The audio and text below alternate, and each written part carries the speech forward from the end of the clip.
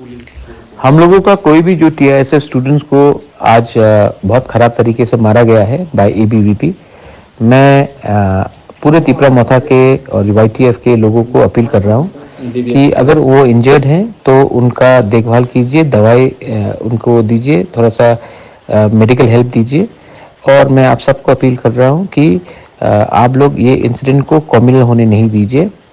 मैं ये इंसिडेंट को कम्युनल नहीं होना चाहता हूँ, मैं नहीं चाहता हूँ कि ये इंसिडेंट कम्युनल हो, लेकिन आप लोग हौसला रखिए। हम लोग 1 इंच भी पीछे नहीं हटेंगे। बुकुंबारा अगरतला में भी और महाराजा वीर विक्रम कॉलेज में भी अपना संगठन बढ़ाएगा और बनाएगा। ये त्रिपुरा किसी का बाप का नहीं है, हम लोग सब यहाँ में हैं, हमको भी हक मिलता है अपना संगठन बढ़ाने के लिए। लेकिन मैं आपको बोल रहा हूँ कि भावुक मत होइए और ये इंसिडेंट को कम्युनल मत कीजिए। जो हुआ है गलत हुआ है, लेकिन हम लोग शांति से आगे काम करेंगे। डोंट वरी, बेलाई नो हम भाई।